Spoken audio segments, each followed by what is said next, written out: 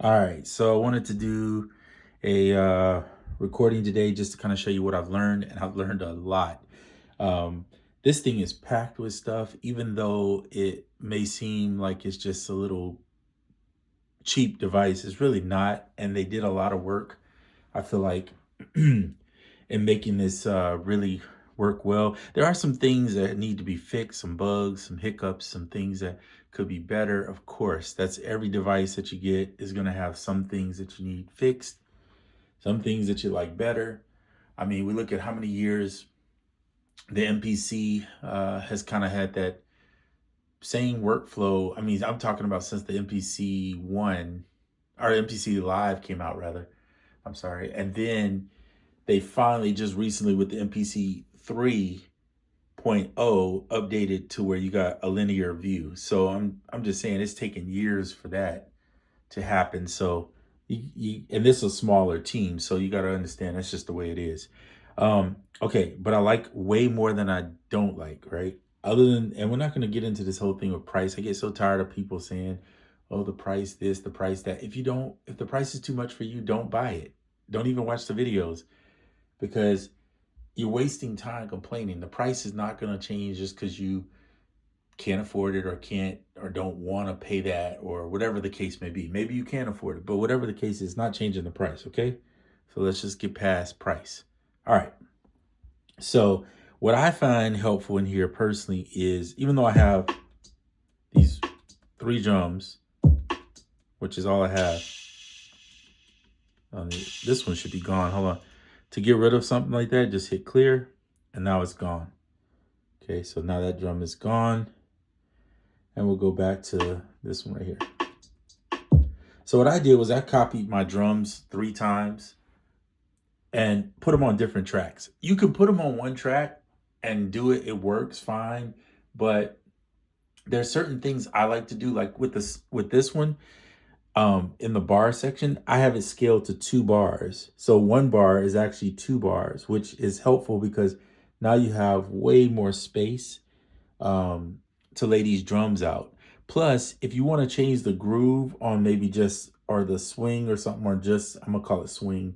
I'm used to saying that, but the groove on just this track, it's much easier to do when you just have one thing on the track.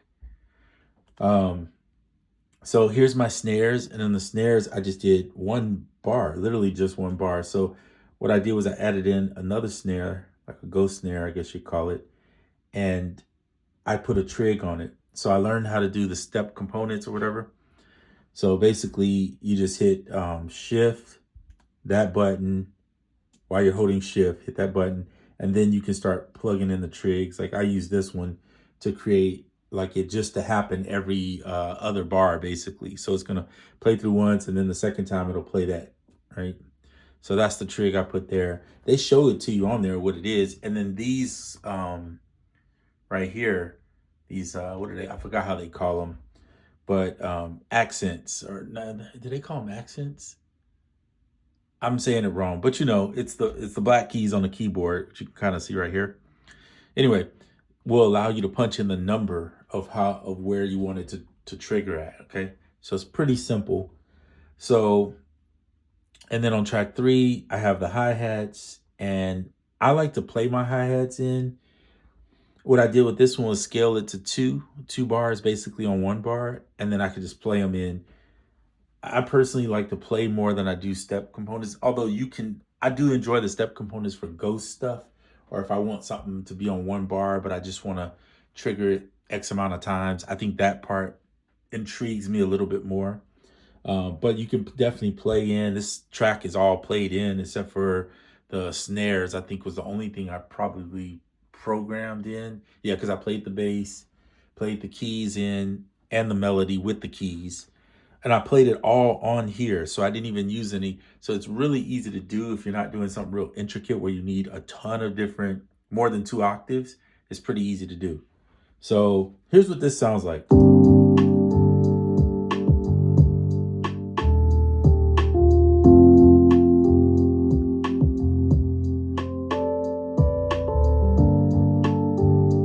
Besides the drums and that bass, which is a sample, The pianos, the chords, all that stuff, that's all internal stuff. That's the synth in here. The E piano, I believe, is what I used, and just used a preset. So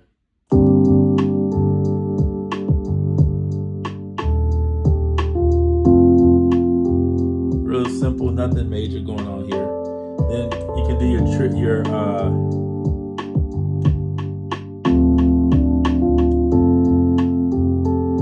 or step components.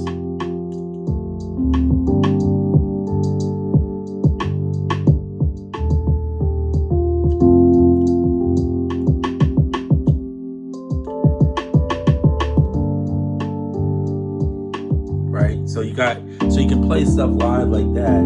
You can record that.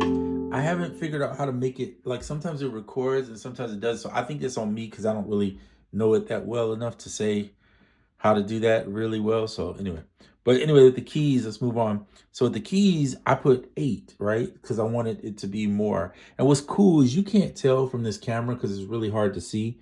But in person, you can see where the notes are. You can see the melody. I can see the melody. I can see. Now you can't go in here and alter it, which most of the time I don't do that anyway. Like even when I'm on Ableton, I play the thing and I don't do a bunch of MIDI editing. Occasionally I might edit one note if I hit an accidental note that I don't like in there, I might delete it. But most of the time I don't. I just play it till I get it. And that's what makes your music to me better, is when you can just play everything as much as you can. The least amount of stuff that I have to loop, I think it gives you more, it gives your track a little more depth, is maybe the word I'm looking for. But anyway, so yeah, you can see everything right there. It's so crazy how they got it that detail. Now, somebody mentioned, I think it was the Teenage Engineering guy, that somebody had said, "Oh, well, it'd be cool if you could project this onto a screen." I'm 100% with that. Like, because this screen is small, if they created an app that you could project onto your phone, or that so you could just see when you're switching through stuff, it would be kind of cool to have the visual a little bit bigger.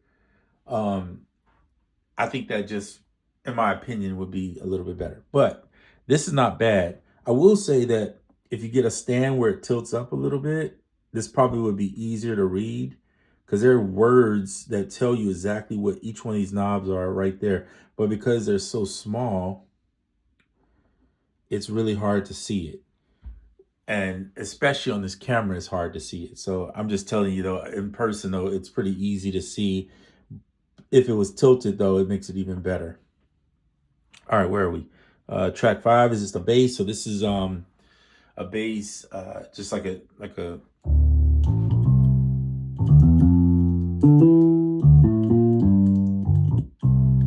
Moog type bass, I think is what it was. And it's just, I brought it in, I put a little fade on it so it,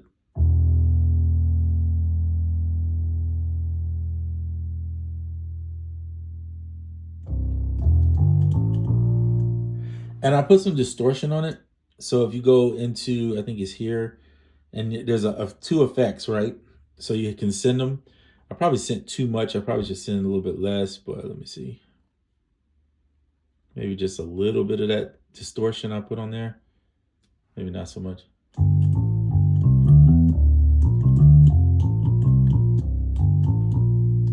So yeah, I put a little bit of distortion on the bass.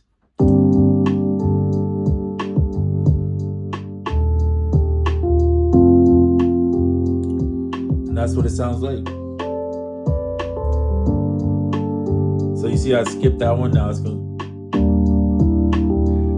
So just little things like the trigs can lengthen how long you do it, but you can do, one bar here could technically be 16 bars.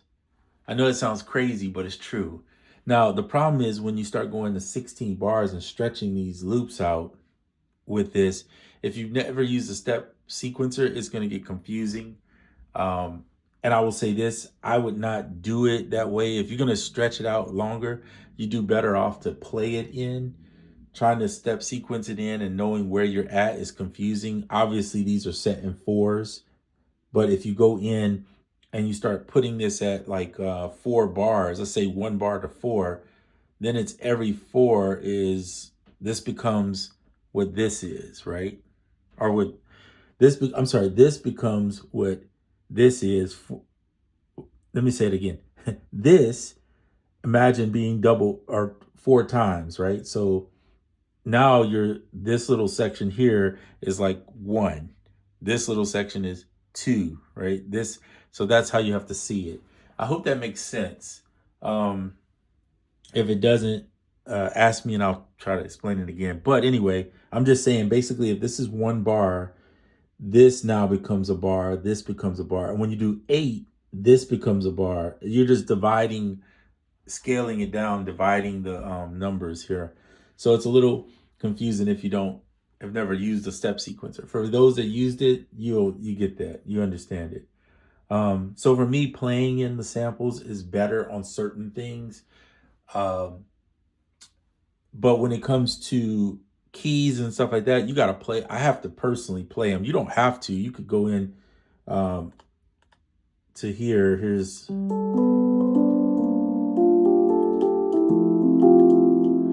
right. So if you go into the maestro or the arpeggiator, I think you go here and then go back.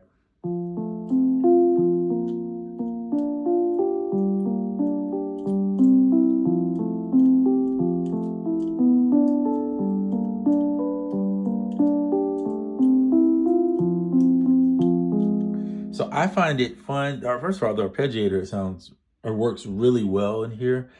And I think all the instruments sound better than the OP1 Field, in my opinion. Dimensions was the only one that was like, okay, I like that one. But because they have a wavetable in here and it's really nice, you can kind of do the things that you were doing in Dimensions within here. So you really don't need it so much. But anyway, and then you have on the ladder, you can do different things. So that's pretty cool. But this particular song, I didn't do that. I just played it in. Okay, back to the track. So yeah, and then the scramble feature is kind of cool because let's say you have a sound, but you kind of want it to be a little bit different, but you don't feel like tweaking every little thing and going inside and trying to find detail. You just hit the scramble button until you hear something that you like. And then you can save that preset.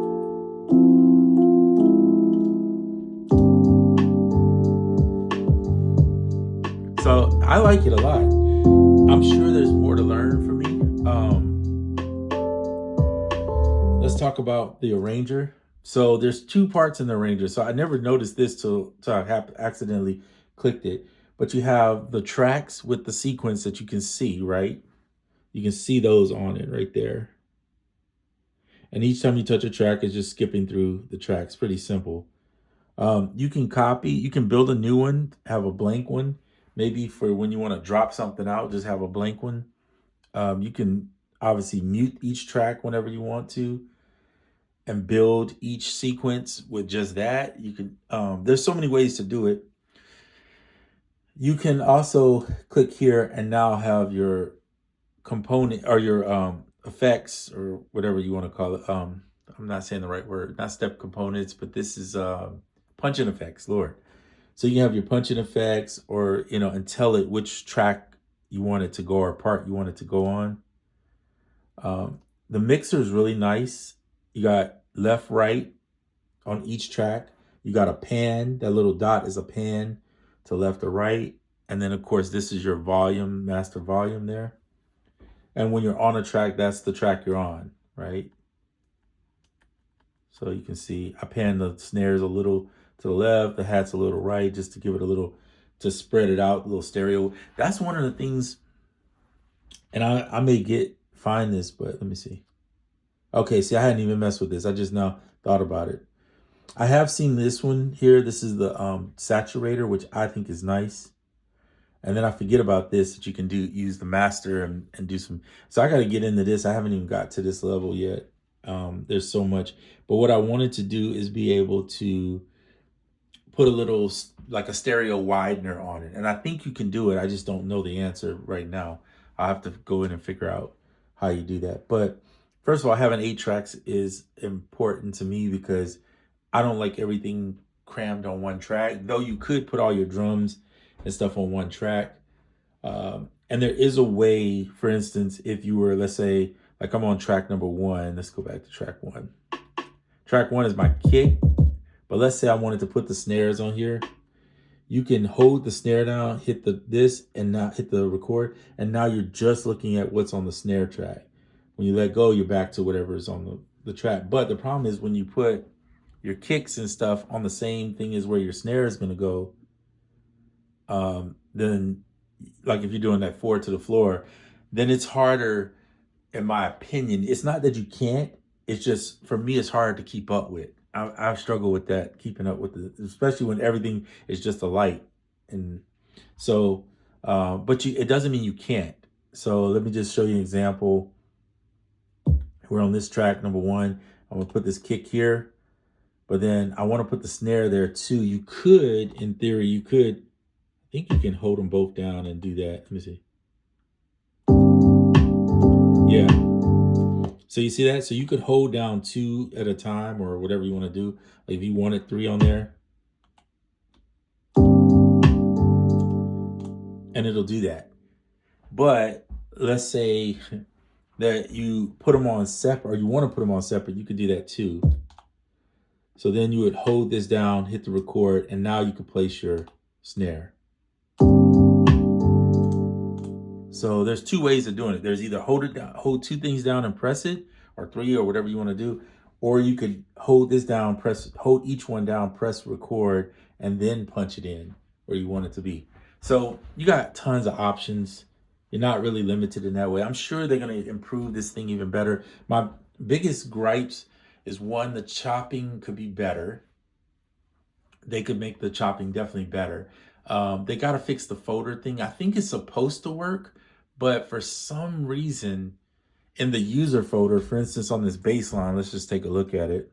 If you go shift here, it takes you, so there's it's a jazzy bass, right? In the key of C. So middle C. So it's in the user folder, but I had to put these, see how I had to put all these just there? I couldn't put them in a bass folder inside the user folder. So you don't have subfolders. You pretty much just have a user folder, drop in everything. And that's a bit much for me. I would prefer, though I tend to use, if I kick that thing, I'm sorry, though I tend to use the same bass for the most part on everything, I think. It's nice if we could have some type of user folders, though. And you see these are, I think these, if I'm not mistaken, I don't want to change this on this track, but these are user folders. There are folders, so there's got to be a way, because they put a user folder in there, but they should let you be able to put your own folder in there. If I just want a folder that says bass and I drop my bass samples in there, or if I want a folder that says kicks and I drop my kicks in there, or snares, etc., etc. You get the point. So that would be nice to have. I'm very much about organization, and when things are organized, I understand it better. That should be pretty much everybody, but some people like confusion, like is their thing. So I guess. Anyway, so there you have it. That's that. Now I'll show you. I wanted to do this track just because this is like more of what I typically would do, something kind of mellow. It's got a vibe to it. I'm going to go in and show you this real quick. So I'll save it, but I don't want to save it as I need to rename it actually. So I'm going to rename it. This is the renaming process. I don't know. Let's see, we'll call it hit next. You can click into and do it next that way if you want. See, it does the same thing.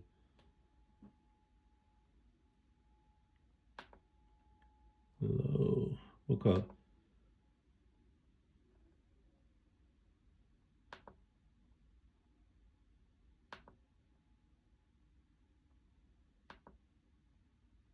Lo-fi vibe.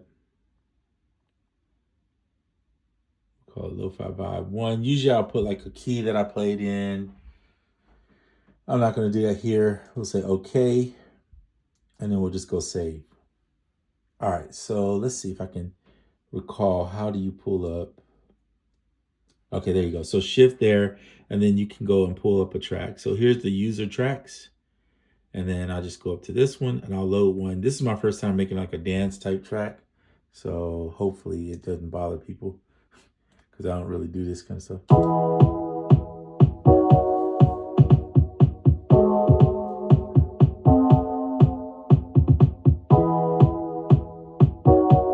So I was just trying something out. This is the very first thing I did, which is kind of corny sounding to me, but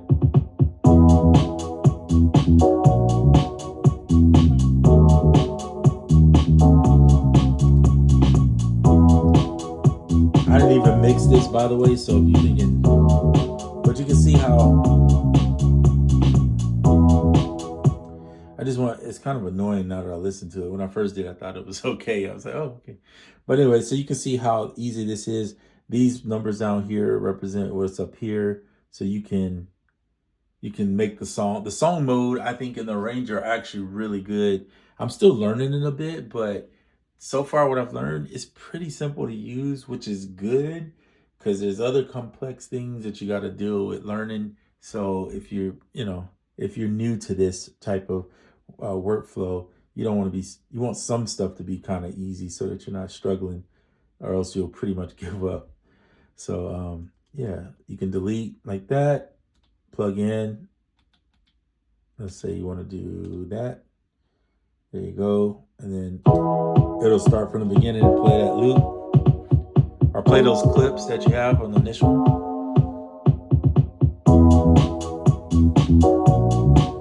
And there's parts you want to delete.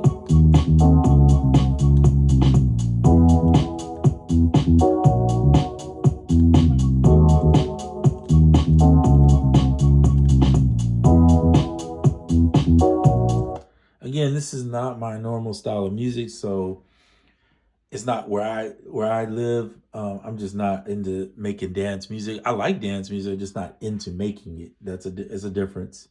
Um, so yeah, but I just wanted to try it out, just show you that you can do stuff on it. It's pretty cool. Um, I haven't really. I put some those bass sounds. I sampled in some drums just to try it, and I put some other preset, or some other, not presets, what do you call, some other samples that people one shot basically, that people created for this device. And but yeah, like this one.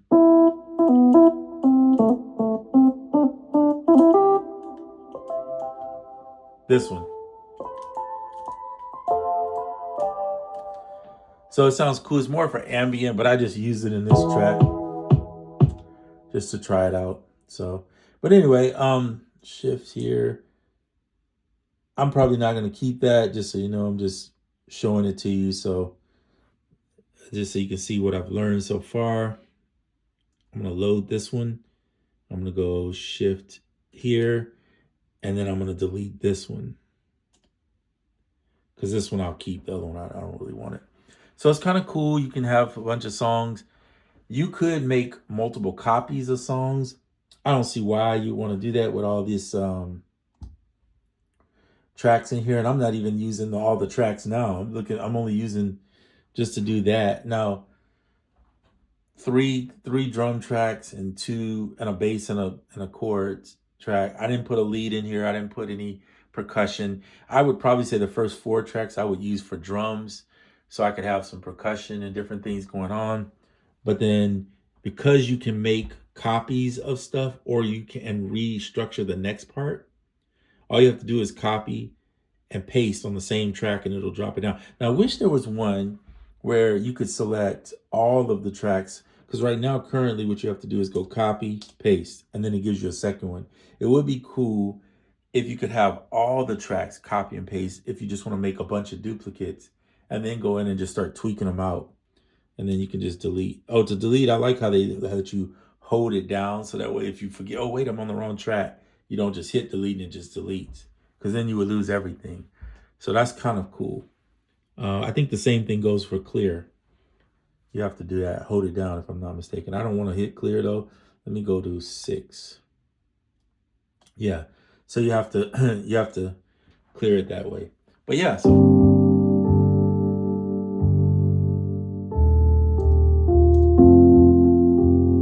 I think it's because I have the others muted, don't I?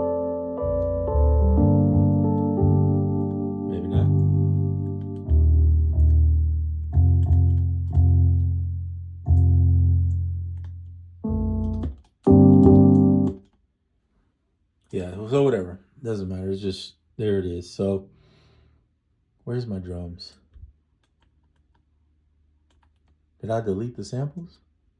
You know what I didn't do? I'll have to go back and fix that. If you make a kit, you have to make sure you save the kit, and that's pretty should be obvious to me, but obviously I didn't. So yeah, you have to save the samples. So there's no samples in there. And if you save the song and don't save the kit first, then you lose all that.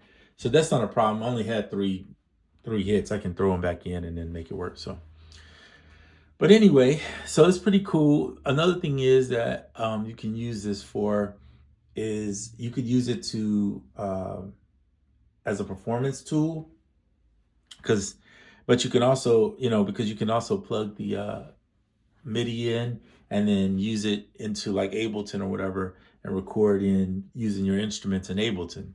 So it can be like your sequencer slash portable sequencer device. So let's say you like the sounds that you used, but you want to put better sounds and you have some in your computer. You still have the MIDI once you recorded it, all the steps. All you gotta do is get into the computer and put each track on there and then start recording in your parts. And you can live perform that in too. So I think it's kind of a dope device. I think it is definitely worthy for checking out. If you haven't checked one out, worst case scenario is you get it for what, 30 days, most companies do, and you don't like it, then just return it. I mean, they're not going to trip. If you really just don't like it, you just don't like it. You might have to pay the shipping cost to send it back, or they might have a restock fee. Some of them do charge you a restock fee. Just be mindful of that, but if there's not any in stores, because you're not going to find them this early, maybe down the road, if you wait a year or so, they'll be in stores and then you can try them in a store. But if you're interested in it now, then that's what you got. You have to go be willing to put that in, put a little something out there to try it. So anyway, that's all I got on this video. I'll do another video shortly soon, but I'm got something going on I got to go take care of for work. And I will talk to you later. All right, guys, have a good one.